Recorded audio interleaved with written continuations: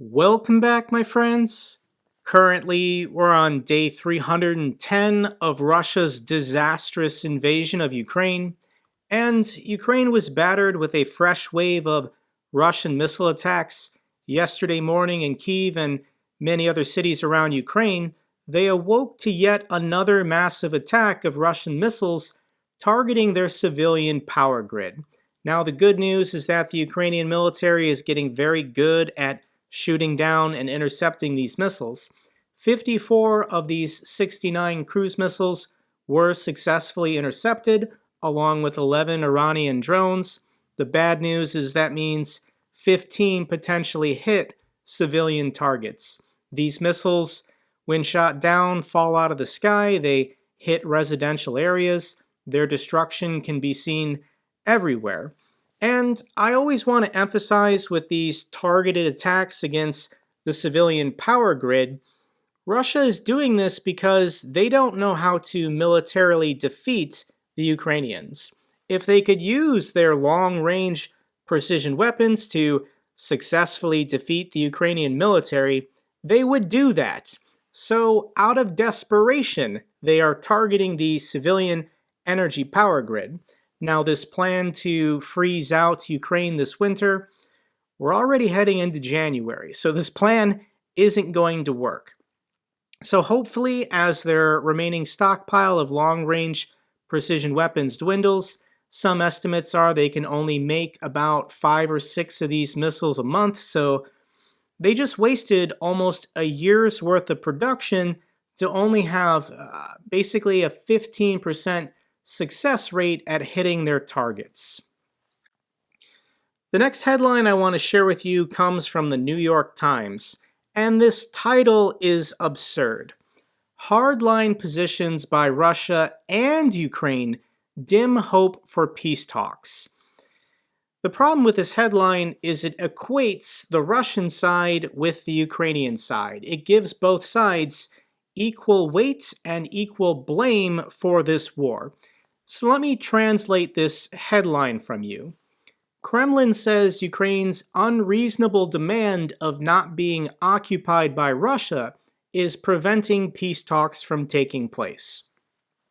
So lots of talks about peace talks. Russia brings it up every day. They're attempting to hold on to territory they've already taken because they're getting their asses kicked on the battlefield. So peace talks, negotiations are only going to occur once Russia is expelled from all of Ukraine's territory. It's only at that point that talks will commence and they can negotiate who will stand trial for war crimes and how much reparations will be paid. In exchange, Russia can finally get sanctions lifted. Those are the only peace talks that are going to occur. Ukraine is not going to allow any of their territory to remain under Russian military occupation forever. And this is how insane the Russians are if they can say things like this and actually believe them at the same time. Here's a 30-second clip from Russian state TV, and listen to what this Russian commentator has to say. Ведь Россия никогда не воевала коротких войн. Потому что Россия никогда не воевала за что-то, что ей не угрожало. У них в истории у нас не было завоевательных войн как таковых. Мы не вторгались в Ирак, мы не вторгались во Вьетнам или еще куда-то. Мы реагировали только тогда, когда вторгались к нам. И эти все войны были на самом деле за существование государства. How can this guy with a straight face actually say that Russia has never attacked anyone in their history? Russia has never fought a war of conquest. How did the country, geographically, that is the largest in the world, achieve this without actually attacking anyone or conducting wars of conquest? Let's go ahead and ignore the Soviet invasion of Poland in 1939, in which Joseph Stalin was militarily allied with the Nazis, Adolf Hitler. They had a non-aggression pact. What about the Winter War, also 1939? The Kremlin decided to invade Finland. There's also the Soviet invasion of Afghanistan He talked about Iraq and Vietnam, but coincidentally didn't mention Afghanistan. How about Russia's invasion of Georgia in 2008? Was the relatively small state of Georgia a significant threat to Russia? Was Georgia planning to attack Russia first? Why would they do that? How about the Soviet invasion of Ukraine in 1919? After World War I, Ukraine was its own independence and sovereign state, and the Kremlin attacked them in order to absorb them back into the Russian Empire, rebranded as the Soviet Union. There's also the time that Russia invaded Crimea and annexed the peninsula. This was the sovereign territory of Ukraine. Ukraine was no threat to Russia. Here's a map of Europe in 1914. This is just before the outbreak of World War I. And this was the maximum extent of the Russian Empire. When Vladimir Putin talks about respecting historical borders, in his mind, all of this territory belongs to Russia. When Putin quotes Russian czars of the past from the 1800s and 1700s, this was the maximum extent of the Russian Empire. Finland did not exist, it was Russia. The Baltics did not exist, it was Russia. Poland did not exist, most of it was part of Russia. Ukraine, Moldova, and even part of Romania. All of this was part of the Russian Empire. Now, did these people and their cultures and their languages exist 100 years ago? And of course they did. The Russian Empire attacked and conquered all of these people, absorbing them into their empire. And Russia today is frequently talking about historical borders and the past of the Russian Empire. And here is Solovьov on Russian state TV talking about how they just want to basically turn back the clock and restore the bipolar world order of the 1980s. Те республики, которые должны прийти в чувство, вы сами можете их перечислить. Почему мы вообще должны признавать их независимость? Распад СССР не был юридически законно оформлен. Не была соблюдена процедура. Мы не должны признавать нацистские государства, образовавшиеся на месте осколков. И должны требовать, если кто-то требует границ 91 года, мы должны требовать границ 86 года. Давайте не признаем объединение ФРГ и ГДР, поглощение. Давайте требовать возвращения нашей сферы влияния. И, исходя из этого, признавать существование Восточной Германии. Не признавая существование этих стран, имеется в виду как единые ФРГ и ГДР, просто не признавать. So here's Solovьov on Russian state TV. He's currently wearing a military fleece with military patches and name tags. You can't say anything on Russian state TV without the approval of the Kremlin. So he is de facto speaking for the government when he talks on TV. And he's demanding the return of the sphere of influence of the Kremlin back to the year 1980, basically. So yes, the 1914 borders, these would be nice, but Russia is willing to compromise. And they just want to wind back the clock to the borders similar to the year 1980. So Moldova, Ukraine, and the Baltics don't exist. Okay, fine, Finland, Poland, and Romania can keep their borders, but all of Eastern Europe should be under the sphere of influence of the Kremlin, of the Russians. They're talking about not even recognizing the reunification of the German states. So these are the insane things that they actually believe in the Kremlin, and they're willing to conduct as many wars as it takes to restore their sphere of influence over Eastern and Central Europe. They don't want to bring back communism. Communism was a mistake. It's the Russian Empire 2.0 after this failed experiment in communism. But luckily for us, luckily for everyone in the West, the Russian military is corrupt and incompetent. Kadyrov, the leader of Chechnya, went on state TV to give an interview and for some reason decided to start showing off and doing push-ups for the spectators.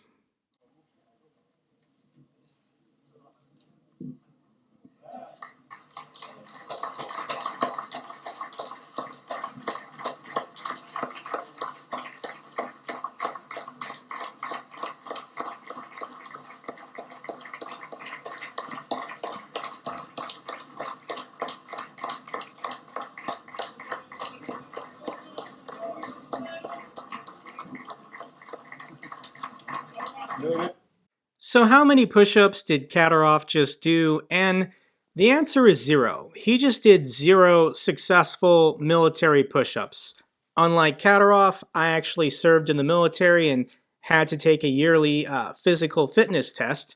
And this is a proper military push-up as demonstrated by this United States airman. Your body should maintain this rigid head-to-heel form. This is the up position. Begin by lowering your body to the ground until your upper arms are at least parallel to the floor, elbows bent at least 90 degrees. Your chest may touch, but not rest on or bounce off the floor.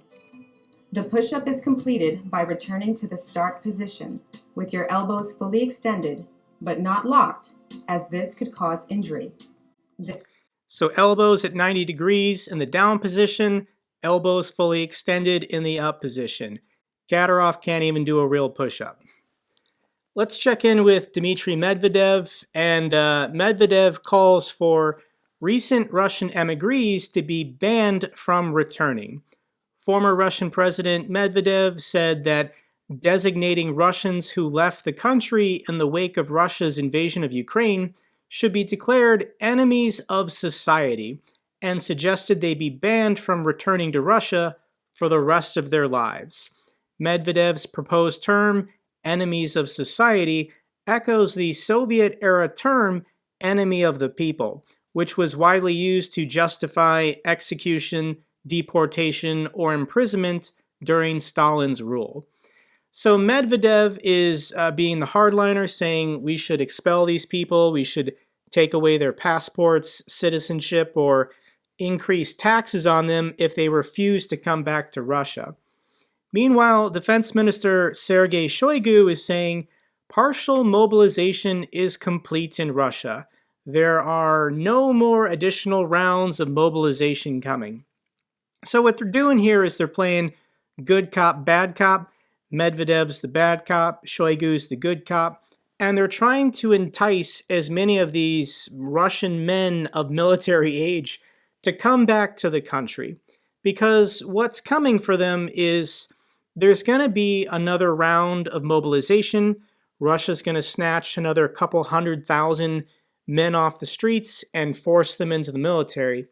But what they're going to do next time is they're going to declare martial law and close the borders. They're not going to let over 500,000 Russian men successfully just leave the country.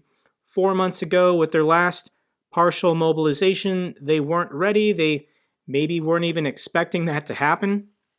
So the next round, they're not going to be embarrassed, and they're not going to let any of these guys go. So it's very important that if you don't want to get mobilized in the future, don't return to Russia. The other plan from Russia's government is to keep their rural regions impoverished as much as possible, force men of military age to voluntarily join the military to financially support themselves or their families. And rural Russians face hardship as prices for firewood spike. While Russian state propaganda has for weeks been portraying Europeans as freezing in their own homes as a result of boycotting Russian energy, Russian news itself is reporting widespread challenges faced by many Russian households to keep warm this winter. More than 10 million Russians, some 7% of the population, live without central heating. They don't have access to Russian gas. And what this means is that they need about $350 worth of firewood in order to stay warm during the winter. And these people in these rural regions of Russia are so poor, they can't even afford firewood to stay warm in the winter. I mean, this is incredibly sad how impoverished such a significant portion of Russia's population is, but Russia does it to them deliberately. There is no effort by the central government in Moscow to help these people or develop these regions because fewer people then would be willing to join the military. Next piece of good news in Ukraine's effort to de-Russify their country is the statue of Catherine II that was in Odessa was finally taken down.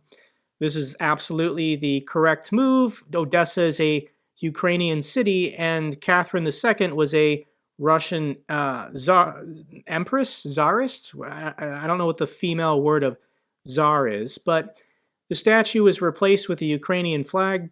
When this war is over, maybe they can commission an artist in order to put up a sculpture of a Ukrainian historical figure. And if you want to learn more about Catherine II or Russian history, I highly recommend the YouTube channel Extra Credits. I think I've been following this YouTube channel for almost 10 years, and they have a extra history playlist on Catherine the Great, Catherine II. I've been watching this week just to learn a little bit more about Russian history, and Catherine II was a German princess who married Tsar Peter III, and she actually overthrew him and killed him and had illegitimate children with her lover, who was not the Tsarist king or emperor, so her history is interesting. No clue why Ukraine would want to keep a statue of her up in their city of Odessa. Let's check in with the Ukrainian troops on the front lines, and Bakhmut continues to hold. We did get a usual update from our favorite Ukrainian defender, but we also got a bonus video from someone serving in his company. This is a Ukrainian defender whose call sign name is Witch, and she put out an update video today from Bakhmut as well. Let's watch about a minute of this together. Вітання з Бахмуту. Сьогодні 29 грудня. Показую вам, що рашисти роблять з цим містом. Власне, такі от сюрпризи на дорозі ви можете знайти по всіх районах міста. Росіяни воюють з нашою інфраструктурою, воюють з нашими підприємствами і воюють з нашим народом. Однак мушу зазначити, що їм не вдається те, що вони запланували. Плани наступу їх зірвані. Українська оборона стоїть. Українська оборона тримається і буде триматися. Оскільки, як сказав один розумний чоловік, якщо у нас на 2 солдат 3 вищі освіти, то у наших опонентів на 2 солдат 3 судимості. Власне, Бахмут, який він є. Тримайтеся. Ми тримаємося і будемо тримати нашу оборону ще трошечки. І я думаю, що ця війна закінчиться на нашу користь. Слава Україні! The Ukrainian defenders in Bakhmut continue to hold. Russia is never going to take this city. Here's good news for you, the viewer, watching this video. Ukrainian police have shut down a Russian bot farm. Officers detected more than 1.5 million social media accounts being operated from this Russian bot farm. And let me just show you what a 1.5 million bot farm looks like. Що саме тут знаходиться? Ви можете пояснити? Було, що поставили отак, і воно стоїть. Я їх Все. сам Я не Хто знаю. поставив? Я вставив.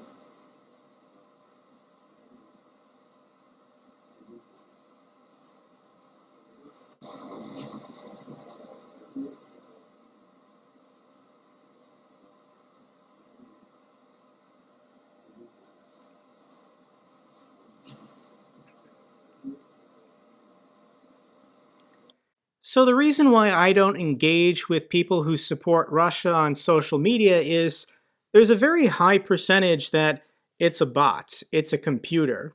Because Russian propaganda is so stupid, there's a very small percentage of people in the world who actually believe it and want to enthusiastically push that propaganda on Western social media.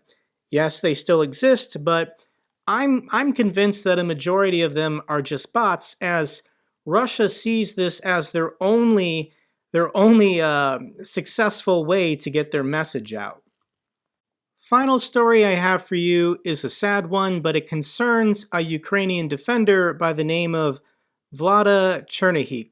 She was a PhD student of the National Pharmaceutical Academy, and she died recently under Russian shelling on the front lines. Here are some photos of her. Obviously, Ukraine is losing incredible people every day on the front lines, defending their cities and families against the Russians. But several months ago, she filmed this video explaining why she decided to volunteer, why she felt it was worth risking her life to defend her country. Владислава гуляє Харківською набережною вдруге відтоді, як стала військовослужбовою. Каже, це її місце сили. Ноги завжди ведуть мене сюди. Ну, ніби, знаєте, як серце міста б'ється і завжди хочеться прийти саме сюди. Дівчина служить у місцевому добровольчому батальйоні «Хартія». Разом з командою вона навчає військових тактичній медицині й евакуює поранених з фронту. У нас не дуже багато медиків. І тому нам треба, як каже мій командир, треба себе побудувати. Що це означає? Це означає, що нам треба навчити бійців надавати допомогу, самодопомогу, аби вони могли впоратися із ситуаціями самі. До повномасштабного вторгнення Владислава не мала військового досвіду. За освітою вона лікар внутрішньої медицини. У травні, згадує, побачила у соцмережах, що потрібні добровольці, і за 2 дні була у частині. Я не приймала рішення дуже довго. Я просто в один момент знала, що мені потрібно бути планом. Дівчині залишалося сказати про це близьким. Доволі таки тяжко сприйняли, але я ніколи не питалася, я просто їм сказала.